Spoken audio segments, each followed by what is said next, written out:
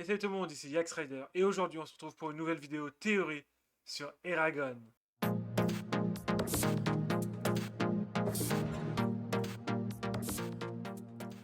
À la fin du cycle de l'héritage, nous quittons Eragon sur une note douce, amère. Le jeune dragonnier, celui qui a vaincu Gabatorix et brisé des siècles de tyrannie, quitte l'Alagésia vers l'est, accompagné de Saphira. Officiellement, il est parti pour créer un nouveau sanctuaire, un lieu où les dragons et les futurs dragonniers pourront renaître. Mais et si ce n'était qu'une partie de la vérité?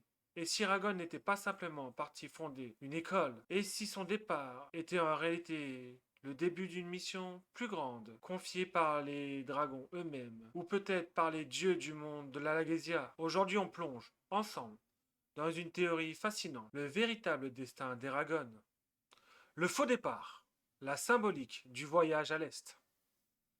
L'image d'Eragon quittant la Lagasia vers l'est n'est pas anodin. Christopher Paolini insiste sur cette direction plusieurs fois. Il chevaucha vers l'est, là où le soleil se lève. Littérature. L'est symbolique la renaissance, la lumière, et souvent le passage vers un nouveau monde. C'est exactement ce qu'Eragon vit. Il ne fuit pas, il se transforme. À la fin du cycle, il dit à Arya, là-bas nous pourrions recommencer.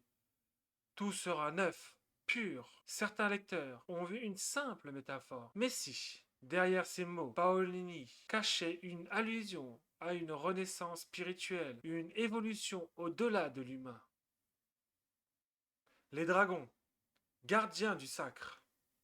Les dragons dans le monde d'Eragon ne sont pas de simples créatures magiques. Ils sont les dépôts vivants de la mémoire du monde. Leur esprit, logés dans leur Eldonari, leur cœur des cœurs, contiennent des siècles de savoir, de pouvoir et peut-être de divinité. Lorsque Glaètre transmet son Eldonari à Eragon, il lui confie plus que de la sagesse. Il lui transmet une part du feu originel, la force créatrice du monde. Et si cette forme de lumière draconique était le moyen par lequel Eragon dépassa sa condition de mortel? Après tout, à la fin du cycle, Eragon n'est plus qu'un simple humain. Il est transformé par la magie ancienne, par le pacte des dragonniers et par l'énergie des Eldonari. Dans Brisingr, Paolini écrit: une partie de lui appartenait désormais au monde ancien, à la langue de la magie et aux dragons. Cette phrase semble poétique. Elle laisse entendre qu'Eragon ne fait plus entièrement partie des mortels.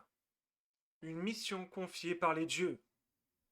Sur les terres de l'Alagésia, les dieux ne sont jamais nommés clairement, mais ils sont suggérés dans les traditions elfiques. On parle des esprits primordiaux qui ont créé le monde. Les nains vénèrent Elvog, celui qui aurait façonné les premières créatures de pierre. Les dragons, eux, semblent obéir à des lois divines au-delà du temps. Et si, dans l'Est mystérieux, où se dirige Eragon, résidaient ces entités anciennes? On sait que même les cartes des elfes s'arrêtent à la frontière orientale. Paolini a confirmé dans plusieurs interviews qu'une grande partie du monde reste inexplorée.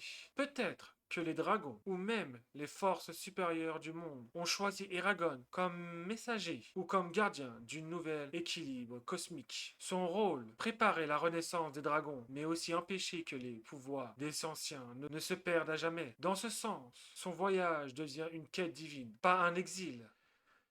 Les indices dans les livres et les textes de Paolini.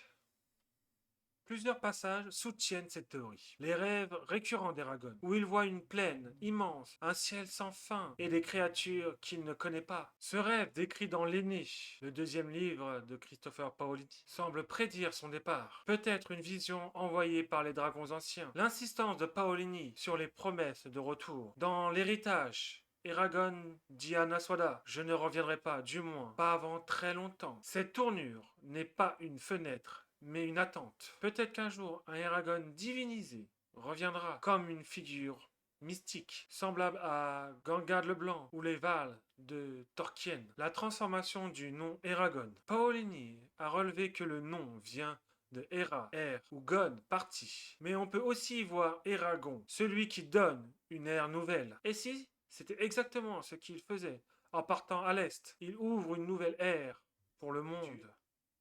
Et si Eragon était devenu un dieu dragon? Imaginez-le, des siècles plus tard, le peuple de l'Est racontant la légende d'un homme monté sur un dragon bleu, portant une épée de feu, Brisingr, et parlant la langue de la création. Pour eux, il n'était plus qu'un simple dragonnier, mais un dieu du renouveau. On peut même penser que la magie du nom véritable, que Paolini place au cœur du dernier tome, a achevé sa transformation. Quand Eragon apprend le véritable nom du monde, il devient, en un sens, co-créateur avec la magie elle-même. Il ne subit plus la loi du monde, il les comprend. C'est le stade ultime du héros mythique, celui qui devient symbole, puis mythe, puis divinité. Le cycle ne s'est jamais terminé. Peut-être que le cycle de l'héritage n'est pas une fin, mais une jeunesse. Que dans les terres inconnues de l'Est, Eragon continue sa mission, guidé par les dragons, porteurs du feu sacré, gardien du nouvel équilibre entre les mondes. Et peut-être qu'un jour, lorsque l'Alagaësia aura de nouveaux besoins de lui, le dragonnier reviendra, pas en homme, mais en légende. Et qu'en pensez-vous? Est-ce que Eragon est vraiment parti en exil? Ou a-t-il entamé son avancée vers quelque chose de bien plus grand? Donne-moi ta théorie dans les commentaires. Abonne-toi pour pas rater les prochaines vidéos. Et surtout que ton cœur soit toujours guidé par les dragons, par la magie en elle-même. Moi, c'était Yax Rider. Et je vous dis à très vite pour une prochaine vidéo.